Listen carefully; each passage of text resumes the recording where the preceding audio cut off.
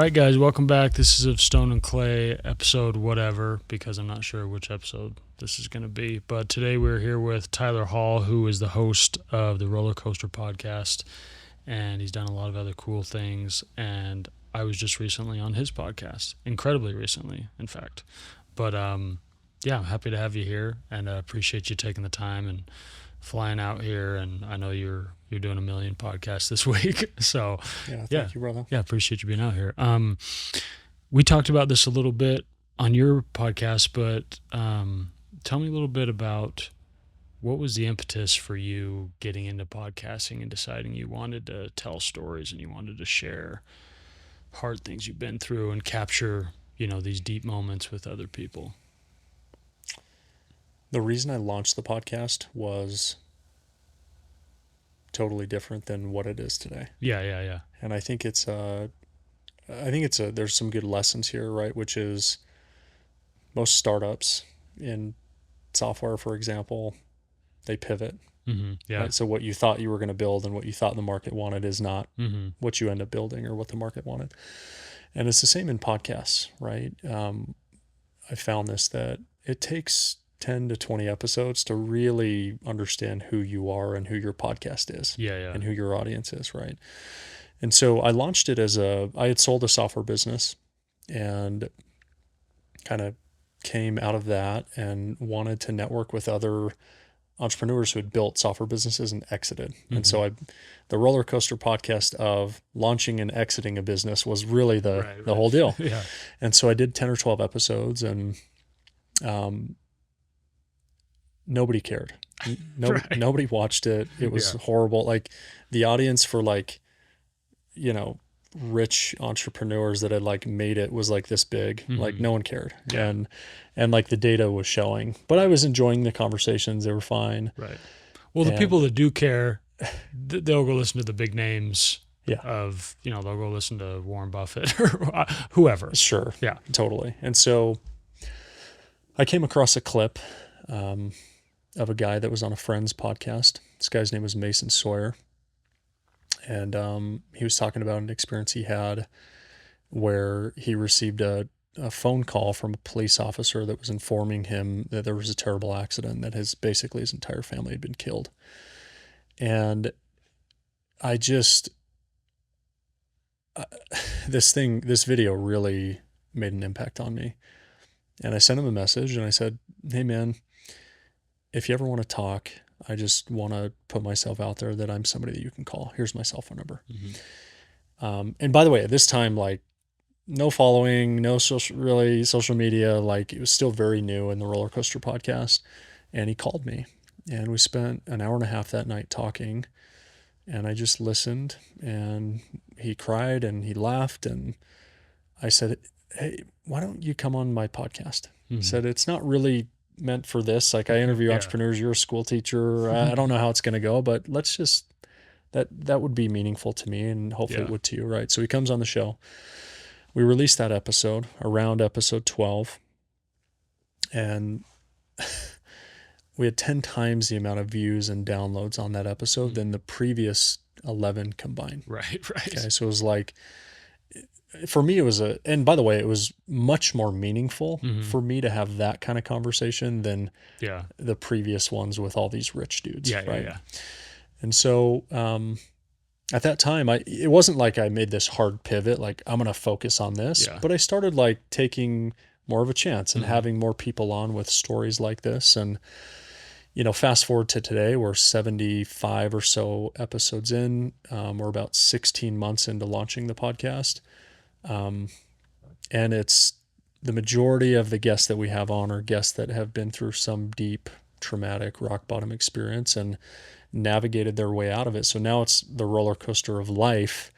And believe it or not, that resonates with a lot more people than building tech businesses. Yeah. So it's funny. I have a lot of people in the entrepreneurial space that'll hit me up and want to be on my podcast. And I'm kind of I don't really care about your business.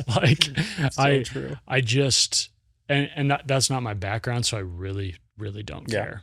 And the thing is, I'm interested in people. And so if you happen to be an interesting, deep person I want to talk to, and you happen to have sold your business for 10 million, great. Yeah, exactly. But I really just don't care about your financial achievements. Yeah. Do you feel like it took you a while to kind of find your voice as a host, as an interviewer? Even as you know, your theme has maybe shifted a little bit. Have you found that you've become a better interviewer or host? Yeah, I think so. Really early on, I would get asked the question all the time, like, Tyler, why are you doing this? Mm-hmm. You don't need to do this. Yeah. You've already kind of won the, career game. So what's this all for? And what's the goal? Yeah. Like, what do you want this thing to be? And the goal was never a certain amount of, views or followers or subscribers or money Mm-hmm. with this. The goal from the very beginning has been to become the world's greatest interviewer. Mm-hmm. And the reason why is, first of all, I think most interview style podcasts could be better Yeah. if the interviewer was better. Right. And so I think there's a pretty low bar for like really great interviewers. I consider you somebody who's a great interviewer. And if you are a great interviewer, you're able to get people to go to a place that they're not used to going, which that rock bottom, if we can keep digging and keep pulling that thread as deep as they will possibly go, Mm-hmm. and you can create a safe environment to navigate your way there with them, Yeah. then that's when the greatest impact happens. Right. And so if I always thought if I could become the greatest interviewer and get people to tell these stories in a powerful way, and then we can showcase them to the world in a powerful way, that's where I'm going to have the most amount of purpose and the most amount of impact. So Yeah. What I was gonna ask this when I was on your podcast, but I was like, it's your podcast. I'll ask this on my podcast. What made you reach out to me initially? yeah, Or maybe it was your production manager. no, or somebody. it was me on this one. I can't remember exactly what clip I saw of you. Mm-hmm. I wish I could. But I remember your demeanor and the way that you asked the question reminded me a lot of my interview style. Yeah. And so I was really drawn to that because it's not often that you find somebody who's super thoughtful and calm and intentional with the questions that they ask. And by the way, willing to have really sort of hard conversations with people. And so that's really what drew me into you. And I thought, man, we should do this. Yeah, We should yeah. chop this up. So I couldn't Yeah. remember if I reached out or if you Yeah, reached yeah. out, but it was certainly, your interview style and the types of content that you produce is right up my alley. Oh, thanks, man. Yeah, likewise. What do you think? What do you think the skill is in breaking down those walls, making a safe place for somebody that you met them 15 minutes ago? Yeah. Like that, I feel like it's its own specific skill. I'm not positive how to articulate it, because it's one thing when you have a good buddy on and you have rapport and you already have a safe place established, but how do you Yeah. do that with a stranger? I think there's probably several factors that go into it. I think one is like first impression matters a lot. Mm-hmm. I don't take myself too seriously. I think I'm somebody who's pretty light Yeah. and easy to be around, right? So I think that helps from the beginning, just to disarm people like, hey, this isn't that serious. Yeah. Like, we're just going to sit down and have a meaningful conversation. Right. I think one of them is the tonality that you speak with matters. Yeah. It's like the calm nature of like, man, this person makes me just feel calm and feel safe and feel heard is one. I think the goal with every interview is to make people forget that there's lights, cameras, and mics. Right. And you do that by asking very specific questions, pulling threads. So, like double clicking on questions where you want to Yeah, go yeah. a little deeper, and then doing it in a calm and, sort of disarming manner, right? So I think it's that. And um, I guess I've been on their side too. I've been through some pretty traumatic Mm-hmm. things in my life. And so I hope that people can feel that and feel that I have empathy towards their situation. Yeah, yeah.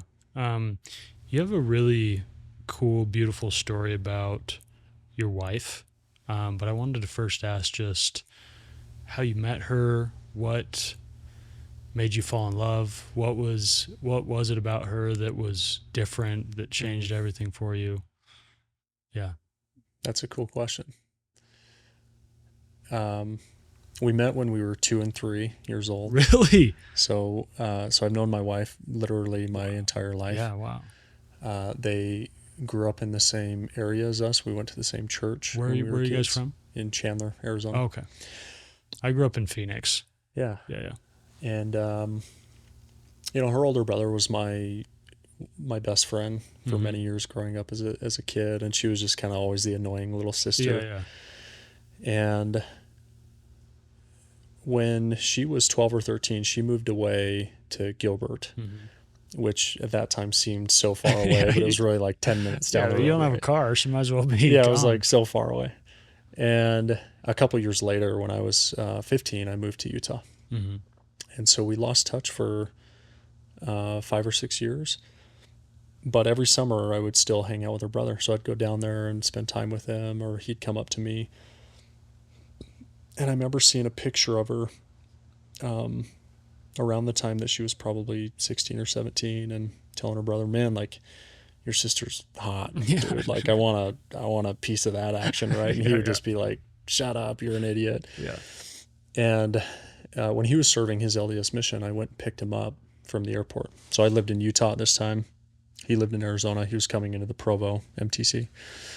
And so I went and picked him up, and I dropped him off at the MTC. And when he was leaving, he said, "Hey, I know you always joke about my sister, but I want to like give you my best friend's blessing to Yeah, go and yeah. like talk to her if you want to. Mm-hmm. I think that'd be a good thing for both of you." And I was pretty surprised by this because he was very closed off to Mm-hmm. that, and I never pursued it because I respected him a Yeah, lot as yeah. my friend. And so I drop him off the same day. I essentially get on Facebook, reach out, "Hey, remember me?" kind of thing. And one thing led to another, and we started dating. And then I served an LDS mission, and 2 years later, came back, and she was still there, and Mm-hmm. we got married. So I was 21, and she was 19 Yeah. when we got married. Mm-hmm. And so now we've been married 12 years and 4 kids Wow. later. Yeah. Wow. So tell me something like that you just, when you think about your wife, you're like, this is what makes her somebody that is my whole world. Mm, it's the best question. Um, she's somebody who was born, came out of the womb prepared to be a mom. Mm. And so she is literally her mom and dad tell stories about when she was younger, which I knew her at this time too, which is quite fun. But from a very young age, she would tell her mom, "All I want to be is a mother. Yeah, Like, when yeah. I grow up, that was her aspiration." And very good from a young age with babies. She had 3 siblings that were younger. Mm-hmm.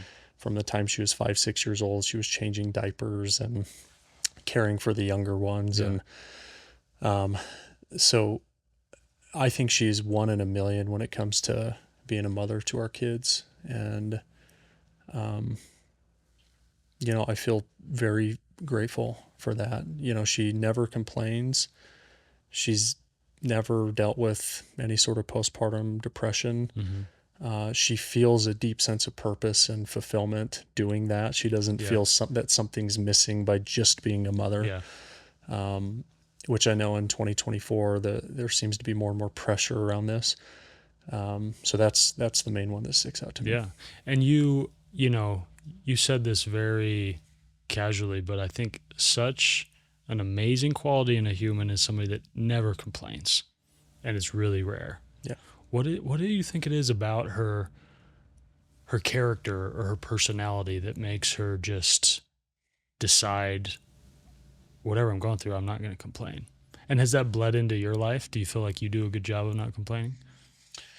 I think we probably both have that quality for different reasons. So we, I think we're both just very slow to get angry or upset. We've never been in a yelling match. We never raise our voice in the home. And I think for her, she was raised in a household. She was raised by really good parents, sort of middle class at best. They didn't have a ton of money growing up, and that's translated well into her adult life, where she's just really thankful.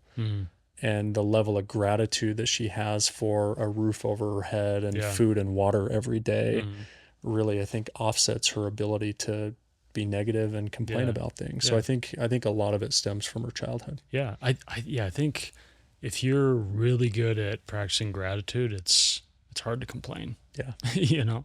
And if you're complaining all the time, it's really hard to be grateful. Yeah, she's also not like a very expressive person in general. So like, she doesn't express gratitude in a very sort of frequent or loud way. Yeah. But she also doesn't express when she's feeling down or feeling negative emotion, right? So I think she has a bit harder time expressing things. So it's not that she probably doesn't feel some of these emotions sometimes. She just doesn't always share them. And how's that balance with you? Because you seem like a very expressive person. I think in like most situations I am. I would say like in business, your favorite topic, I'm like sort of top 1% communicator. In my marriage and family, I'm probably like bottom 1% communicator. It's something that her and I have worked on a lot, is just how do we communicate more? How do we communicate better? How do we have productive conversations? How do we strengthen each other through our words? So it's certainly an ongoing work in progress. So what makes you in business? Like, I know you do coaching for CEOs, and you do a lot of just training on how to be better on that side of things. So what is it that makes you a great communicator in the business world? I think the greatest difference between the two is the stakes. I've gotten to a place in my life through some experiences, a big one that we'll talk about today, where it's given me a certain kind of perspective of the stakes of business and the stakes of marriage or life, right? The stakes in marriage to me are incredibly high. Yeah. And you don't want to mess that up. And if you mess that up, it has consequences today, tomorrow, and for potentially eternity, right? The stakes in business, I just don't take it that seriously anymore. So it's like I'm willing to take risks and communicate and say what's on my mind and gamble a little bit. So I think that's probably the biggest difference. I think inherently, I've always been a pretty good communicator. I think when I was younger, I was the one that the teacher had to tell to be quiet a lot. But I found through this experience there was really a rewiring of the brain that took place, and one of those things is just my whole demeanor and my whole countenance changed, and the way that I communicate and the tonality that I use, and it's like I can't go back to the way I used to be. Yeah, this experience and almost losing your wife. Yeah. Will you walk me through that? Yeah. So, I think to frame this up, it's helpful to understand where we were in our lives, right? So I'd spent several years building a software business, raised a bunch of money, Sort of lost it all, got it all back, and eventually through some timing and luck and good fortune and stick-to-itiveness, we ended up having a successful exit where we sold that company to a public company at the end of 2021. So at this point, I'm 30 years old. I'm almost 31, and I'm successful, and I've made it, and I have money, and I had sort of reached the pinnacle of what I thought was success. Right. It's like I made it. Yeah. And I sacrificed all of my 20s to be able to do this for my family and my kids. It was like I had really good intent with where I was at. And 4 months later, I was in Dallas, Texas, and I was staying at a Marriott hotel, and I remember checking in, and I was going to my room. I jumped on the elevator, and as the elevator doors were closing, a man sticks his arm into the elevator, and he jumps on the elevator, and I routinely ask the question, "Hey man, how you doing?" Yeah. And he gave us one of our answers. He said, I'm not doing so well today." He said, today's been the worst day of my life. I had to bury my 26-year-old son. Wow. And I was really caught in my tracks. Like I was speechless. I didn't know what to say. And he said, "Look, man, I don't know you. I don't know if you have a family, if you have kids, but if you do, hold them really, really tight because you never know when it's going to be their last day." Doors open. I open up my arms to give this man a hug. I give him a hug. He looks me in the eyes, turns around, leaves, doors close. Yeah. And pretty emotional guy as it is, and got super emotional and go up to my floor, get to my room, and I remember FaceTiming my wife and telling her this experience I'd had in the elevator. And I said, "So sorry, I haven't been there more. I'm sorry I've been traveling, and I haven't been a great father, husband, and I need to be around more and be with the kids." And she gave me a ton of grace, like, "You've just been working hard, and hey, we've made it. Like, Yeah. thank you for everything." But man, I sat with that all night and that week and couldn't stop thinking about this man. And about a month later, I'm in New York City, Wall Street at NASDAQ, getting ready to go present on CNBC with the CEO of the company that bought our company. And I wake up that morning.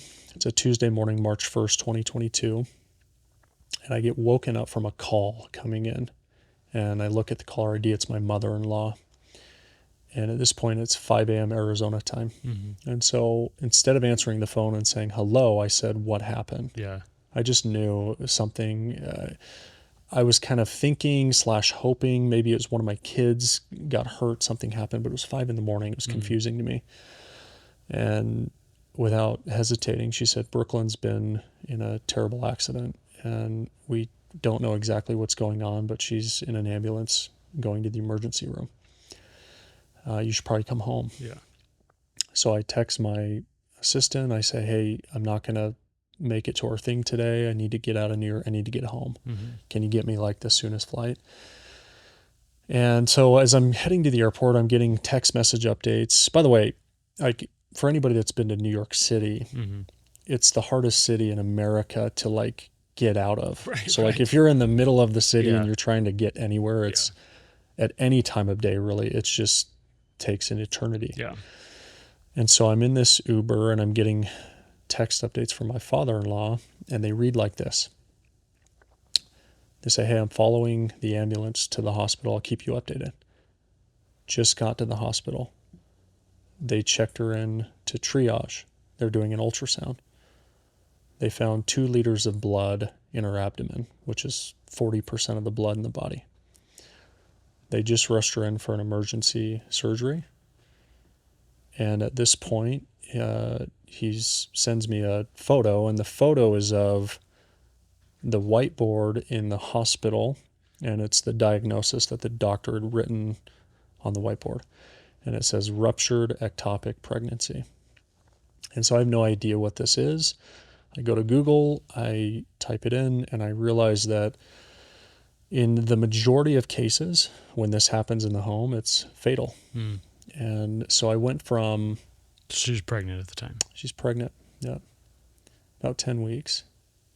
And so I went from like, maybe she got lightheaded and forgot to eat the night before. She's got the kids and she passed out. Maybe she hit her head. I don't know. Mm-hmm. And she's going to be fine because that's the way that life works. Like you go through these hard times, but they just improve. Yeah. And that had been my experience up to this point. I go from that to like, my wife's going to die. There's a high probability.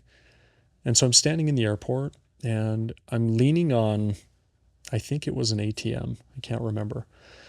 And I go into this state of shock where I get tunnel vision. My vision comes all to the forefront. I'm dizzy. I'm having a hard time seeing. My hearing is starting to go. And all I remember is somebody's calling my name over the intercom because the whole plane had boarded. Mm-hmm. I was at the gate. And a flight attendant comes over to me and says, "Hey, are you Tyler Hall?" And it was like you'd see in the movies where it's like, you can't hear them that clearly, but you can hear like an echo of their voice. Yeah.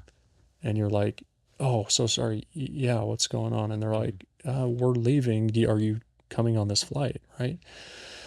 And I said, "Yeah, I'm really sorry. I'm going through something right now." And I was just like in a state of shock. So I get on the plane and the next 3 text messages over the next 4 hours say, "Still in surgery, still in surgery, still in surgery." What a horrible flight. 4 hours long. I mean, this was, I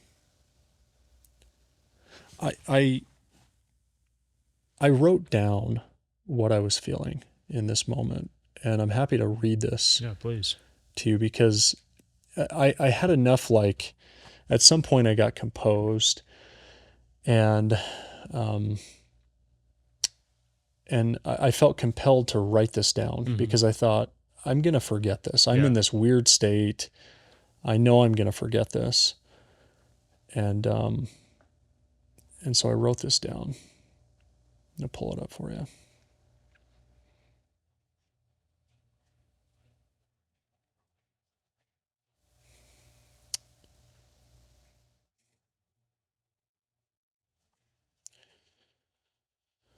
Okay. I'm now sitting on the airplane a few hours later, 40,000 feet in the air, and feeling hopeless. By the way, this is the photo. Oh, gosh. So you can see, I'll show it here. Yes, it's ruptured ectopic pregnancy. My wife of 10 years, my sweetheart, I've only read this a few times out loud, so it's hard. My lover, the mother of my 3 children, is in critical condition, and I lost our 4th child in the process. I can't fathom how she's feeling right now. Not just the uncontrollable pain, but the fact that we lost our new baby in the process and the unlikelihood that we'll ever be able to get pregnant again. I can imagine her now, unconcerned about herself in a moment of intense pain, and selflessly only concerned about our 3 children. And our 4th, who she had to let go in order to save her life. I feel so guilty that I'm not there with her, for her, in this moment of struggle. I can't imagine what a life would be like without Brooklyn. I would be inoperable. I'm incapable of providing the same love and tender care that she does for our children. But I know that she will make it through this. She has to. The Lord knows that I'm nothing without her.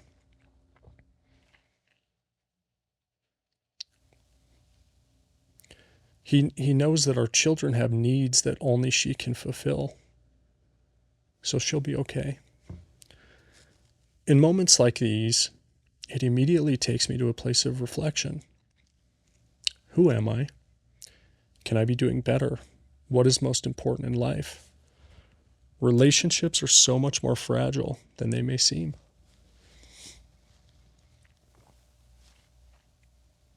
Never take them for granted. Cherish them. like the man on the elevator said, your wife and children are the only thing that matter, the only thing. And in moments like these,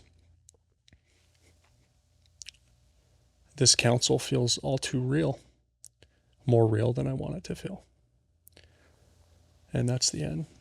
And I then, like, over the next several days, articulated this list that we can talk about. So this is,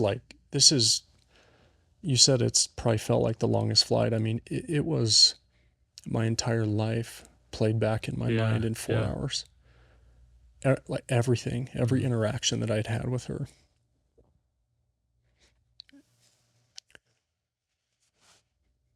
Which was a lifelong of interactions, right? And she's your whole world. You know, every interaction with my kids, every, you know, different spiritual things coming to the forefront. Wondering, like, if I'll ever love again, if I'll ever date again, if, you know, I'm preparing for the worst. And so, you know, was obviously very concerned, thinking that it was going to be unlikely that she was going to make it after how long she was in surgery. And as the plane's descending, I get a message from my father-in-law, who's the only one allowed to be in the hospital at this point because of COVID restrictions. And it's the message says something to the effect of, brace yourself, it doesn't look like she's going to make it. And, you know, I read that message as, she's gone, but I'm not going to tell you until you get here and we can be together. Yeah.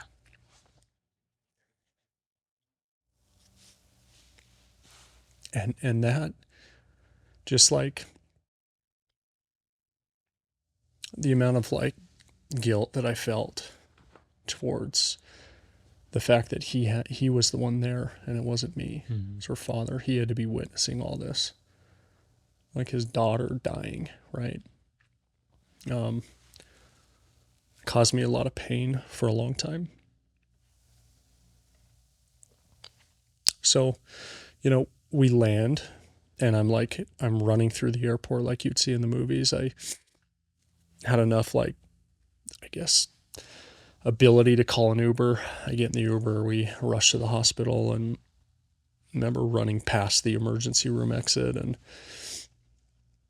to the elevators and go up to the second floor, and I get to her room, and I remember, like, before I opened the door, I just hung my head because I thought, like, man, this can't be real.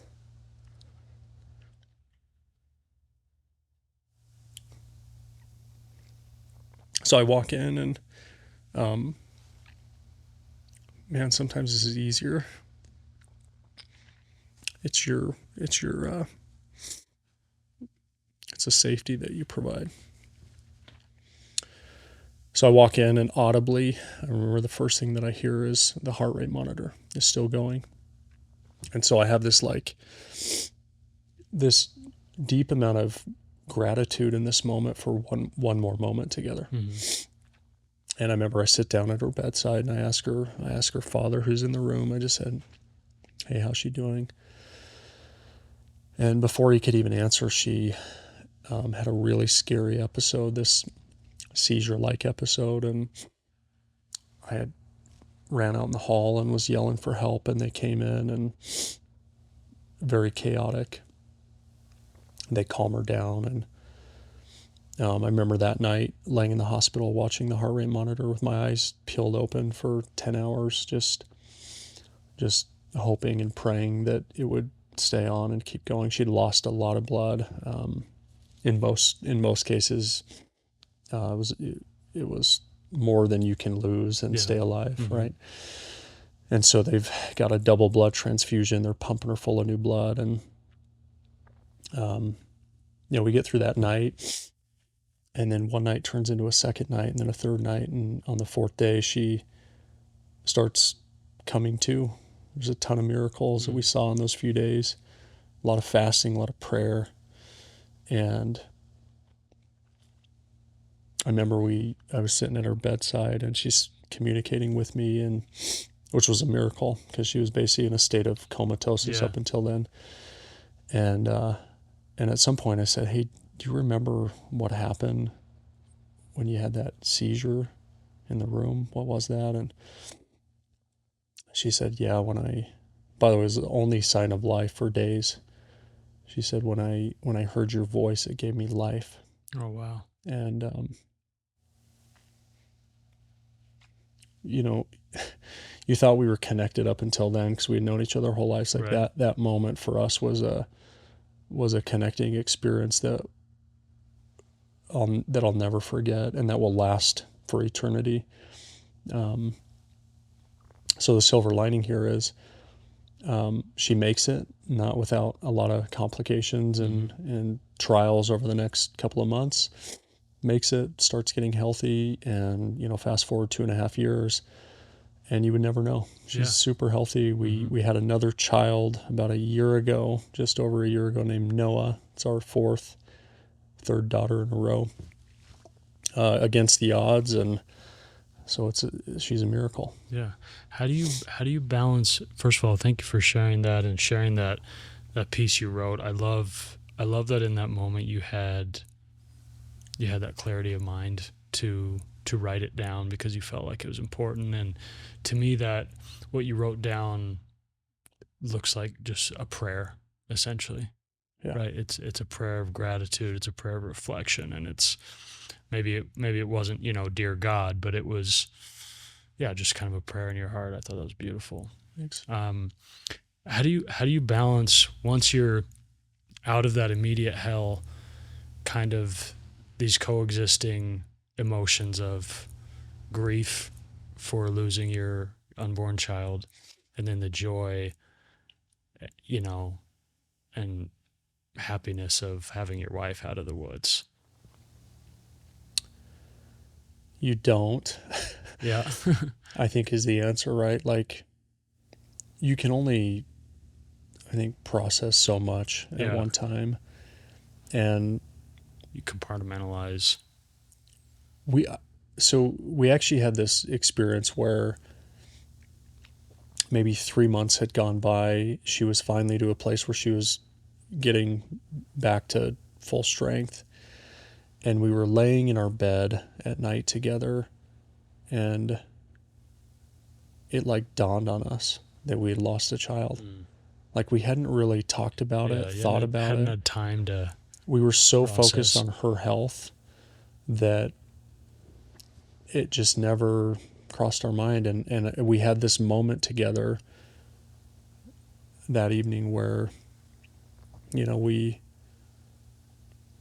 we kind of got to grieve together, Mm, and then it was done. yeah, And we woke up the next day, and we haven't really talked about it since. And yeah, so it was like, I think it was a blessing from God that he like brought it in. We uh-huh. were together, we had that moment, and it was a moment. We shed a lot of tears, and um, um, but yeah, I think we just felt so much gratitude that she was okay and that she had gotten healthy, that we were blocked away from that Yeah, that grief until that moment. And then since then we've been pretty good. yeah. What is an experience like that? How does that affect your relationships with your wife and your kids? Because, like you said, it's got to just kind of change everything, right? Does it feel like there's a noticeable difference in your behavior and the way you act and the way things affect you, the way maybe you miss your kids when you're gone, maybe the way you think about your wife when you're out of town? Like, has it changed a lot? Yeah, I think this is one of the questions that I struggle the most to articulate um, because of how much changed Mm-hmm. through that experience. Yeah. Like, the only way to put it is, I will forever describe my life as the 31 years leading up to this, Mm-hmm. and then everything after. Yeah. And it is not the same thing Right. at all. It's Yeah. very different, right? So, like, a couple of things that have manifested out of this are my demeanor. I'm Mm-hmm. much calmer. Yeah. I'm much more present. I think I'm present to not to a fault, but like, um, if you don't know me and you're meeting me for the first time, it's quite alarming It's intense, maybe. how like plugged in I am, Yeah. right? You'll never catch me looking at my phone if we're having a conversation. You'll never catch me wandering off. It's like, I want to be 100% here and nowhere else. Do you feel like you weren't super like that before? Totally. Yeah. Yeah, totally. Like work and career and this kind of thing never left my mind. Yeah. So even if I was in the room, Mm-hmm. I wasn't there. Right. I was always wandering somewhere else. I think in my level of gratitude, and then subsequently my relationship with God has improved significantly through this experience.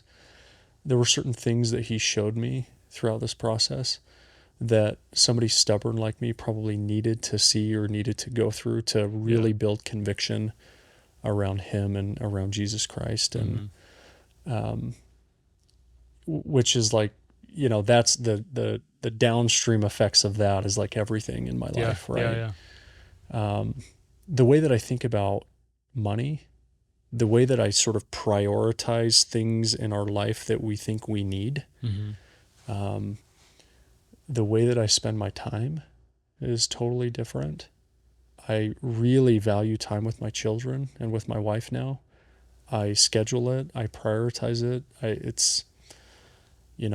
I don't have these desires really anymore to do much else in my free time than like hang out with my kids and my wife, right? So, I mean, and the list goes on forever. Right. It's a long list, but a lot of people will ask the question, can you get there without going through this kind of experience? Yeah. And the answer for me is I don't know, Right. because I couldn't. Yeah. I tried. I was trying to figure out like priorities and balance and what's best and what's not, and how do I be more calm and more present, these kind of things. And I couldn't do it without literally like the love of my life nearly being taken away and then given another chance, right? Yeah. Have you ever read The Last Lecture? No. So it's this really cool memoir. It's this guy who's a professor, and he's diagnosed with like stage 4 leukemia, and he has a wife and kids. I know this story, yes. Yeah. And one of my favorite parts from this story is they have like a really nice car that they just bought. And the first thing he does, he takes the kids in and he opens up a can of soda and just pours it in the back.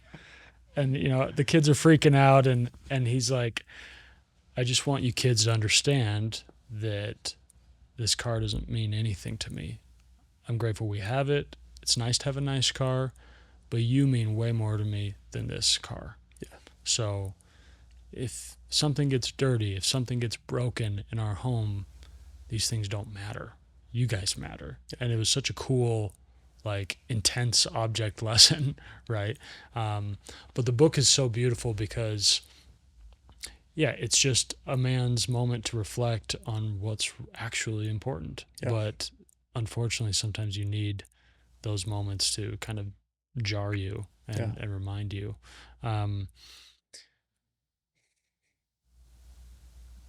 What has been your relationship with prayer since all this? You said, your relationship with God improved, and you've become more mindful. And I feel like for me personally, to have really meaningful prayer, you have to be able to cultivate silence. You have to be able to cultivate stillness and awareness and mindfulness. I think it's hard to have your prayers be as meaningful when you're super busy and you're distracted and you're not in the moment. Would you agree with that? I would agree. Yeah. I think there's maybe like another side of this, which is to constantly be in prayer, to have a prayer in your heart, right? Which is like, you could be at a rock concert and still have that, right? But deep, sincere communication with God, I agree, needs to be in private, in stillness and silence. The way that I think the way that I was raised, the way that you were raised, we were taught to pray a certain way. Yeah, yeah. And you can recognize a prayer from somebody that grew up in the LDS church. They're that similar, right? Similar rhetoric. Similar rhetoric, yeah. And, I think that what I've tried to do is I'm my goal is to perfectly align my life and my walk with God every day. Yeah. And if that's the goal, then what I would say in prayer would actually be not what my personal fleshly desires are, but they would be what his desires are. And so what I try to do is I try to actually listen with real intent to be given the words to say from him and then repeat them back. Yeah, yeah. And there's actually some like deep symbolism that we can get into later in very holy places, if you will, Sure. that teach us this. And so, yeah, that's what I try to do. And I try to communicate with him the way that I would communicate with my own father. Yeah, yeah. I don't, I think it's important to be incredibly reverent when you do it, but I communicate with him the same way that I would communicate with somebody who I deeply love and respect here on earth. Yeah. And I think that's important because it's the best way that I know how to sort of share how I feel and express myself and express gratitude and ask for things that I need to bring into my life. Yeah, yeah, totally. What is we talked about hope a lot on your podcast. But I wanted to hear kind of, especially having gone through so many things, I'm sure you agree that hope, ebbs and flows and comes and goes. What has been, what is hope to you? Is it something you think about a lot? Like, I need to be hopeful? Yeah.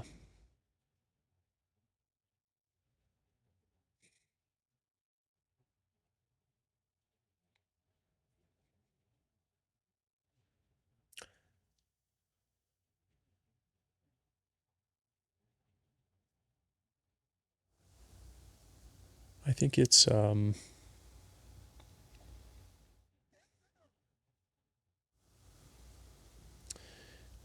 think every single one of us, deep down, we want whatever our current situation is to improve. Yeah, yeah. Regardless of how well you're doing in relationships, mental health, physical health, financially, spiritually. I think as humans, we have this thing that's hard coded into us where we want to improve. And the root of improvement starts with hope. It starts with, I believe, I have a desire, I have hope that a certain situation can improve. And without that, right, like we talked about on mine, these dreams of improvement, this better life that we want, will slip farther and farther away to where it becomes, your words, dead or unachievable or out of touch. And so, yeah, I mean, I think you actually taught me something on our show where you said, you basically said, I think there are people who get to a really, really low point of depression and even suicide who had a purpose and they had dreams and they had aspirations, but they lost hope and they became dead and they became out of touch, out of reach. And I thought that was a beautiful way to put it. So, I think for me, hope is the step one foundation of improving any situation that we're in. Yeah. And it's like, it's not necessarily the catalyst that will get us there, but it's step one. If you don't have it, then there's no pathway to being able to improve. Yeah. I don't know when it was. I feel like it was maybe 3 or 4 years ago, but I literally just became kind of obsessed with hope. Like, That's cool. I look for it. I look for little signs of hope. When I'm writing down things I'm grateful for, I try to find things that brought me a little glimmer of hope that day. Um, I actually wrote down one day, do you know what an iridescent cloud is? No. It's, I mean, I just learned it fairly recently, but an iridescent cloud it's kind of rare, but every once in a while, whatever reflections in the atmosphere cause a rainbow like light in a cloud. And it's not an actual rainbow, but it's, the same sort of iridescent rainbow type thing you'll see in a puddle of water sometimes. Mm. It's just reflections, right? I don't understand all the physics, but every once in a while it's in the sky and it's usually really subtle. And every time I've seen one, I take a picture and I try to stop and think. And to me, for some reason, an iridescent cloud is this beautiful sign of hope to me because it's literally just a tiny glimmer of light. And it's easy to miss. And the second the clouds move and the wind comes in, it's gone. But it's a little beam of light that you didn't expect. And I just think it's a beautiful metaphor. And I remember one of my old roommates. He's a weatherman, and I saw it one day in the sky. I'm like, bro, what is happening? And he just explained to me in terms I don't remember exactly what was happening and the phenomenon behind it. But I was like, man, I'm gonna decide to view this as a sign of hope. Yeah. Yeah. I love that. It's beautiful. Thanks, man. What is I know you talk a lot about in your coaching and stuff. You talk about a zone of genius, and I wanted to hear a little bit more about that, Mm. and maybe how it applies outside of business. Yeah. Yeah, that's a good one. Right. So I accidentally started coaching a handful of CEOs.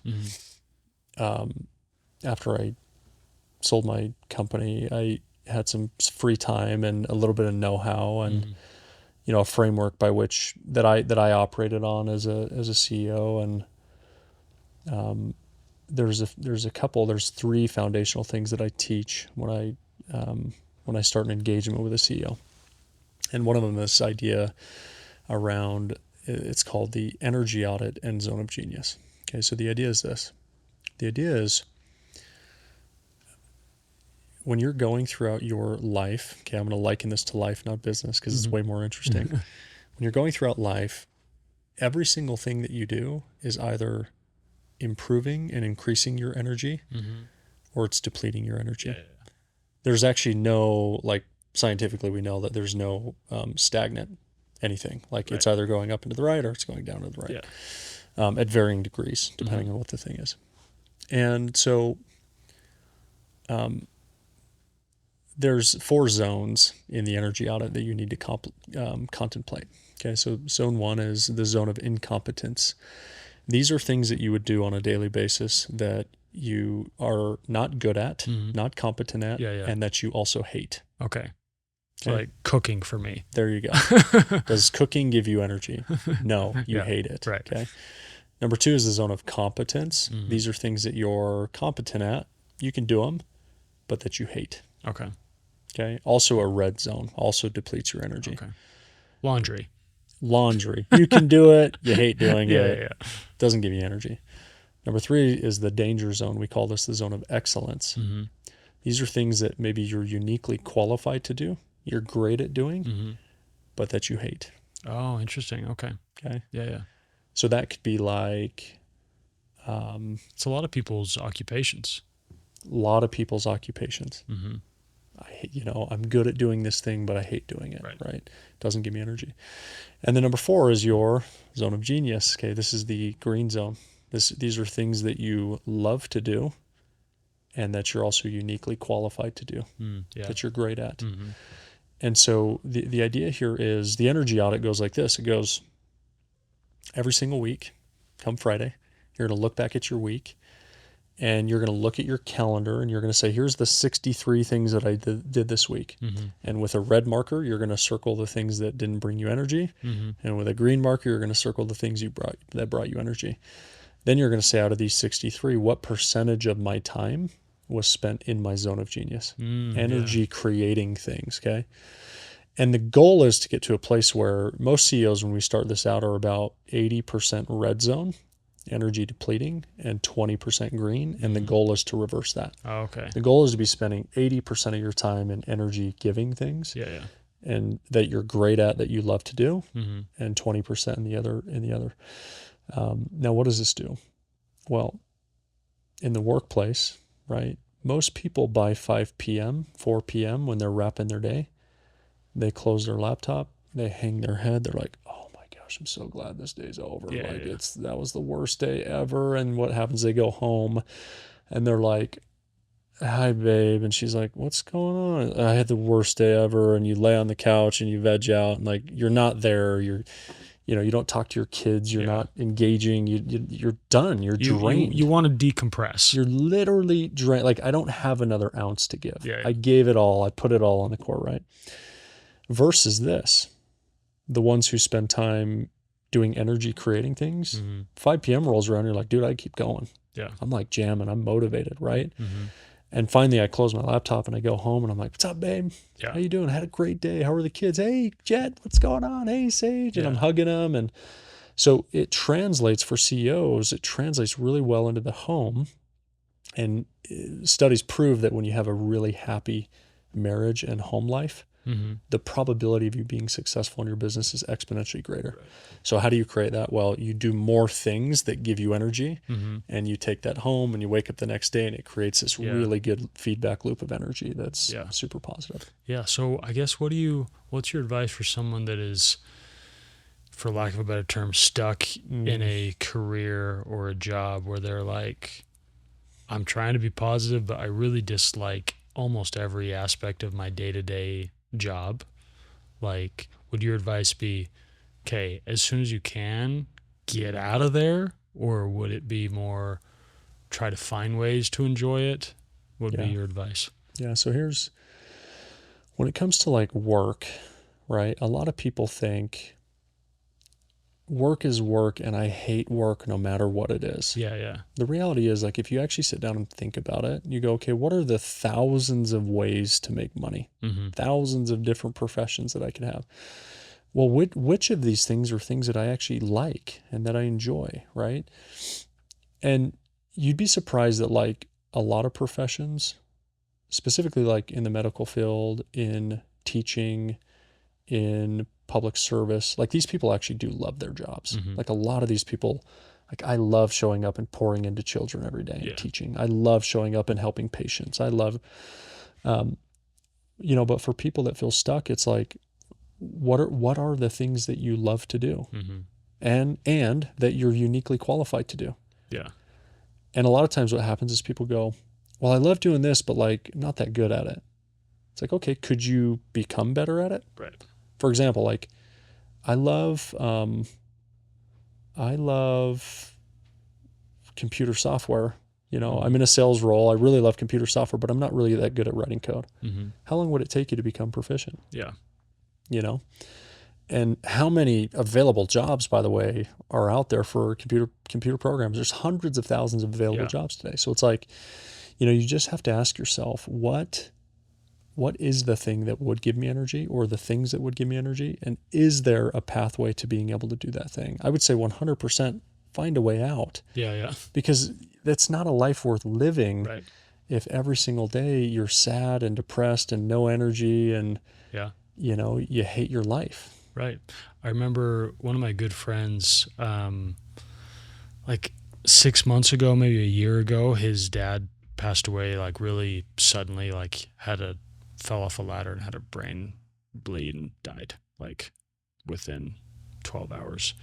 And I remember my buddy saying like, dude, my dad like went and worked a 9 to 5 every day for whatever, 40 years, didn't like his job, and now he's dead. Like, and at the time he was thinking about, he was kind of in a similar job situation, and he's like, I just don't know if I can keep doing this, if I can keep working here. Like, is this all that life is? And I think it's, and that's a complicated position he was in, but I think it's important to audit your happiness, Yeah.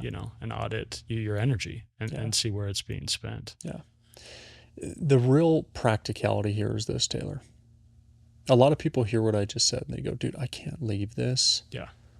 I've been a veterinarian for 10 years. I hate it, but I've been it for 10 years. It's the Right. only thing I know. Mm-hmm. And or I've been name the thing. I've been a contractor for 10 years. I've been a woodworker for 10. I've been a server for 10 years. It's the only thing I'm qualified at. It's the only thing I know. And the reality is the majority of people live their entire lives doing something that they hate every single day. Mm-hmm. And I don't think that's what God would have us do. Yeah. I don't find it noble Right. to clock into a thing that you hate every day. Yeah. I don't find that noble. Mm-hmm. What's noble is saying, here's a thing that I could go do that I would enjoy a lot more, that may take a year or 2 or 3 years to really get good at and really start to make some money where I can provide for my family. Yeah. And we're going to have to sacrifice a little bit now Right. to get to that place. That to me, and now I'm going to have the energy to pour into my kids and to my wife and have a better relationship and be more connected to God and have these things that really matter because I'm not depressed and low energy every single day. Yeah. Right. Yeah. 100%. What would you say is something that, if you could improve one skill of yours, something that you wish you had, you wish you were proficient at, what do you think that would be? Can I choose anything? Yeah. 100% singing and playing the guitar. Oh, yeah. Yeah. 100%. That would be awesome. I love to sing. I play the piano. I've played the piano my whole life. So I'm musically, I don't know, gifted is not the right word, but I understand music well. Yeah. But I've never learned to play the guitar. Yeah. And I think people that can do a jam sesh are the coolest people. Right. ever. Yeah. So it'd be that for sure. Yeah, that's cool. Well, I mean, you can always try. I'm kind of similar, but not as much, because I love music so much, but I don't know how to play anything. Yeah. And so I'm always like, gosh, I would love to just snap my fingers and be able to do it. Why don't we both learn how to play guitar? I just don't think I care enough. Really? Yeah, I think if I really wanted to, I would have done it by now. Same. I think so too. I also think my personality, I wouldn't be satisfied with just being able to play 5 songs. Yeah, you'd want to go all the way. And I'm I have too many other things I'm passionate about. Yeah. But what about a personality trait? If there's one thing that you innately struggle to be good at. Man, which one do I choose? Might be exposing. Which one do I choose?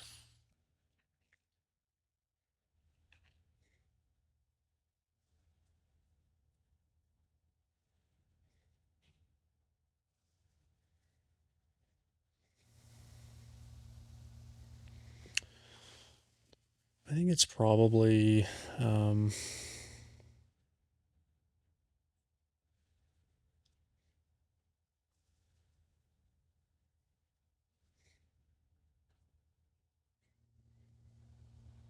it's funny, I have a bit of ADHD, and so I've had 3 come into my mind and leave in the same second. Let me think about this. I guess the fact that I can't come up with one is probably my narcissism. It's how do I prove that? No, there are a lot of things that I wish I could improve. I would say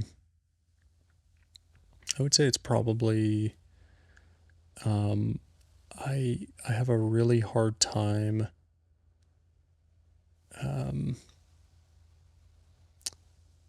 relaxing. Mm-hmm. So like, not to be mistaken for presence and calmness, Right, by right. the way, Yeah, but it's like, my wife, if it were up to her, the way we'd spend our evenings would be like snuggled on a couch after the kids go down yeah. watching a show. Right, right, right. And I just really struggle with that Yeah, one. yeah, yeah. And You think that's because of the ADHD? yeah, I think it's that. And just like this productivity Right, complex that I right. have where it's like we only have so much time in the day, Mm-hmm. and I've convinced myself that that time should be used doing something productive. Yeah, yeah. And one thing that feels unproductive to me is like watching a movie Sure. or watching Netflix, Yeah, yeah, yeah. Yeah. But I want to. Like my Right. friends are always like, "Did you guys see the new show or the new Yeah, thing?" And I'm like, "Nope. yeah, yeah. Haven't watched anything ever." It's Right, like, yeah. so that would be an area that I would like to improve a lot. Yeah. Yeah, that's funny. It's and I have friends like that too, and I probably lean a little bit more on like I'm really good at relaxing. And I like, I love feeling productive as well, but yeah, I just love movies and shows and um luckily I never really got into gaming very seriously because I'm sure I would love Yeah. doing that. Yeah. But and that I think can be a real time suck and can take you down a dark rabbit hole.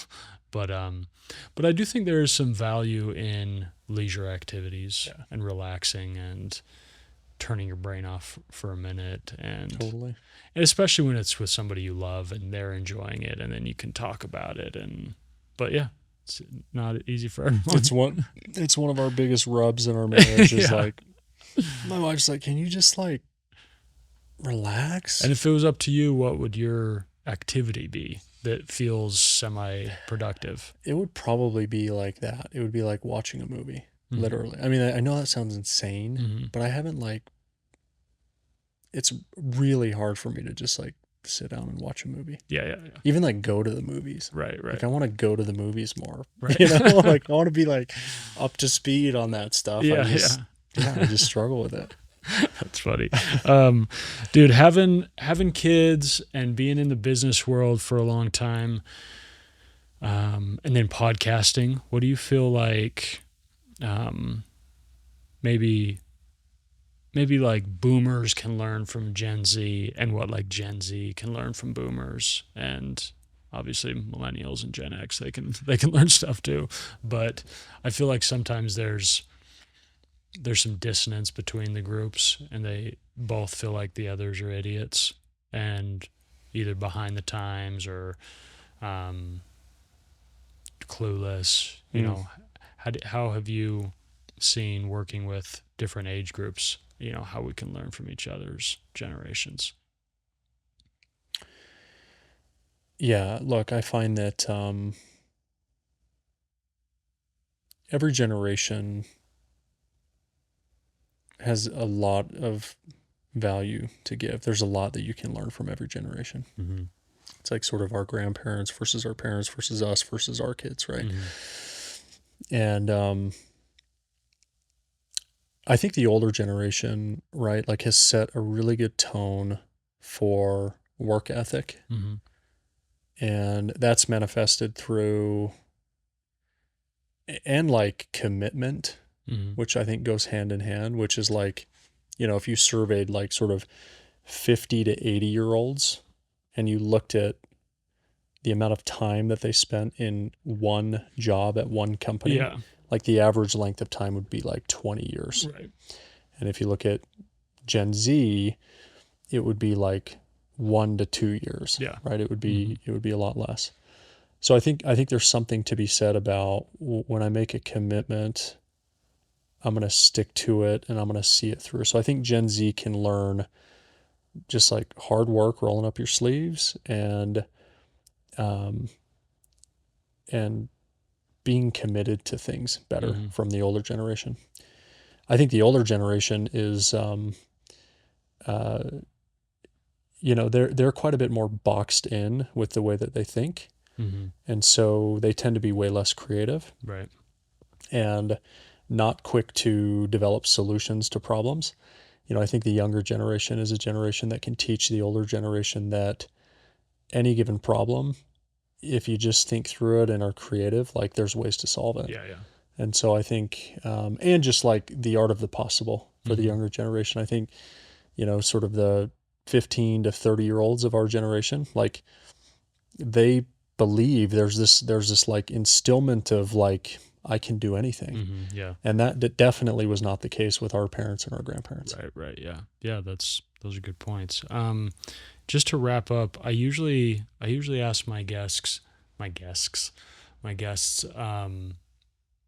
as we finish if they have any questions for me. But you asked me all the questions you have when I was on your podcast. But my question would be, even though you don't know me very well and we just met, what advice do you maybe have for me as someone who is maybe, I don't have a wife and kids yet, maybe not as far along career-wise or financially, or maybe just based off of your gut of what you've gathered from me in the past couple hours. How old are you?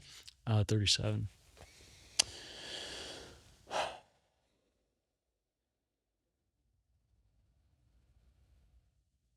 My intuition and my assumption is that you're somebody who has a deep amount of meaning in your life. And that you're somebody who, and not just because you said this earlier that this was kind of your life mission, but you're somebody who brings a light into other people's life. And you're somebody who takes your relationships very seriously and sacredly. And so if those assumptions are right, I would say that is, what else could you want, Yeah. right? There's no amount of money or material things that can offset what I think you've become a master at in your relationships. So like the advice is keep doing that. And then the other one would be, you have an amazing gift for interviewing and having meaningful conversations. And I want to instill a level of confidence in you that you're doing the right thing here and should keep doing this thing and probably do it at a level of frequency that's something like double what you're doing today. Mm-hmm. And really go for this because you have an opportunity to be one of the best. Thanks, man. Really appreciate it. Yeah. Well, Tyler, you're a beautiful soul. Thank you. I appreciate you being on here. And it's always, we talked about this as fellow podcasters, but it's always a little bit of a roll of a dice when you have someone on that you've never met. Yeah. You're like, even if they're really successful and good at speaking, they might kind of rub you the wrong way, or they might be annoying or pompous or whatever. But I just really loved your energy and your openness. I think anytime, somebody's willing to share something really close to their heart with you, it's kind of a sacred moment you share. And I really appreciate it. Thank you, man. Okay, It's a man. pleasure. Yeah. All right. Well, this is episode ? And thanks for watching.